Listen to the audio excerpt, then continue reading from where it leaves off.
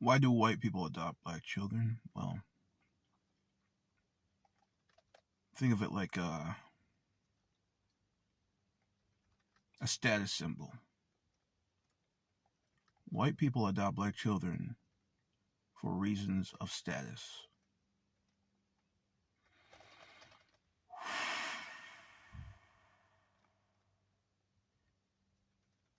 Think about it as a rare and expensive possession, an exotic possession that only well, owning this possession says, well, you have money, says that you can get something exotic. And like I said before, it's mainly done to bring attention to your status. If I can be a little crude and say it's almost like a human pet. How do I know? How many of these parents are pushing for reparations for foundational black Americans? How many of these parents are pushing for just making amends for what white people have done to the culture of these children? How many of these parents are focusing their lives on that at the expense of losing their white connections, at the expense of possibly damaging their white privilege? Tell me how many. How many of these white parents who are adopting black children are willing to isolate themselves, or better yet, bring themselves into a black community to where they're the only white parents, just so that child can be amongst their own culture? How many parents are willing to do that? That's too much of an inconvenience for these parents. No, it's not about the child. It tells you right there it's about the parents. If it were about the child, things would be handled differently.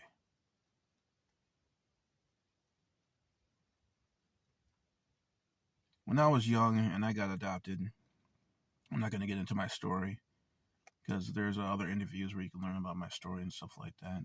But everything was good when I was adopted.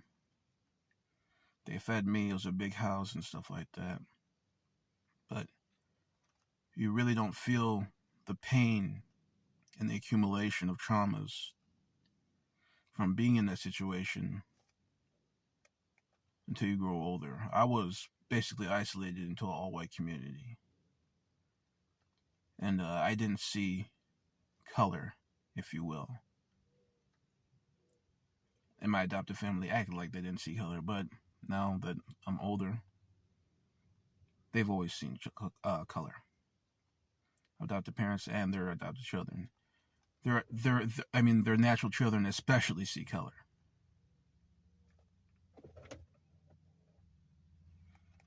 It's about not being seen, only talking when you're supposed to, and not getting out of line. There are acceptable emotions when you're a black child adopted by white people, and then there are unacceptable emotions. Acceptable emotions are being grateful. Unacceptable emotions are, quote unquote, being ungrateful. You know, asking about your biological parents and asking, about your ancestors, stuff like that. How dare you ask about something like that when you've been given the privilege to live with the all holy white people? The people that have rainbows shooting up there, you know what?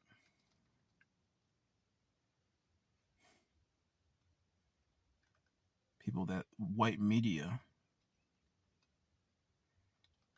has spent the majority of their time spinning narratives about and hiding bad narratives about. Why do you see these fairy tale videos about white parents adopting black children? because the narrative is more important to them than the truth. Because the truth is the beginning of the end. When I say that, think about the tip of the iceberg. It's the beginning of the end for the white status quo. Even something is think of is even the subject of white adopted parents. It's all interlinked. Think about dominoes, one piece falling and another piece falling and another piece falling. And people will start to look more and more at white people and their behaviors. And then they'll look at white people in other organizations and other parts of society.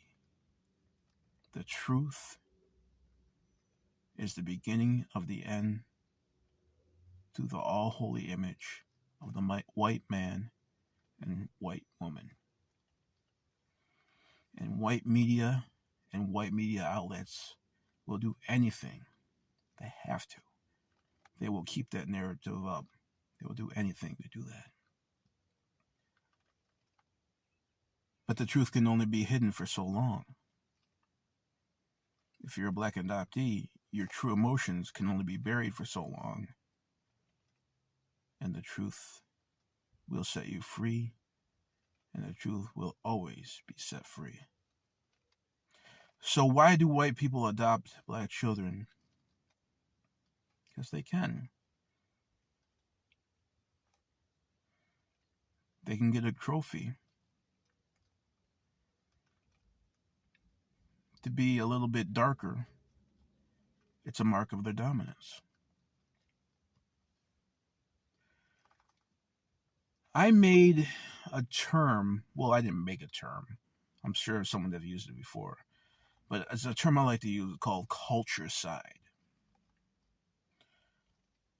One of the beginning parts of this discussion was how important is a child being part of their culture. And a lot of white people play dumb and say, well, it doesn't matter. It's important that they grow up with opportunities, being colorblind, and culture plays a little bit of part. It doesn't play much. We could teach them about our Irish heritage. We can teach them about our British heritage. And we don't necessarily have to look at the culture. Well, let me take you a step further. It's a bit more nefarious than that. It's culture side. What happens is you adopt the black child. You alienate them from their culture and culture's behavior. And that all has to do with psychology and whitewashing. So you make them a white person in black skin. You destroy what makes them connected to their ancestors, and you bolster the quote unquote army of white people by turning outsiders white psychologically, purposely killing their culture side. And I say culture side is an act of war. It's an act of aggression, but it's a soft genocide. Genocide. It's a soft genocide.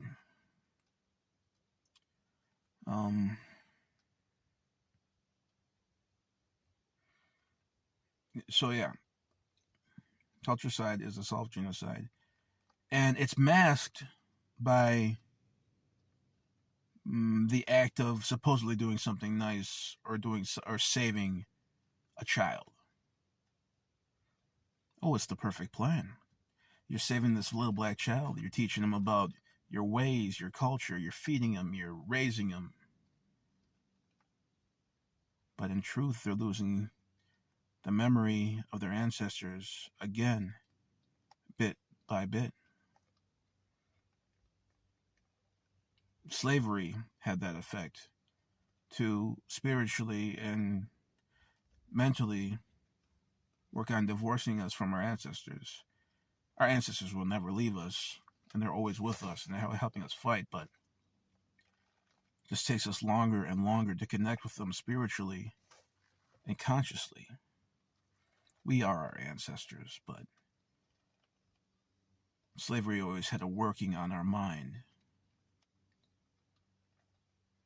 So, Corey, are you saying that adoption is slavery? Well, no, I'm not saying that it's technical slavery. I'm just saying that culture side or whitewashing the mind has the same effects psychologically as slavery, meaning that it divorces you or it further separates you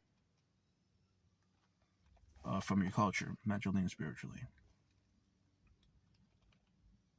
Hence, rebooting that person. One of our greatest strengths is our connection to our hoodoo, our ancestors, our root magic, our root work. Now, me, I had to relearn all of that. I had to isolate myself and relearn every bit of that. I had to reverse the whitewashing. And it all started with a Bob Marley CD.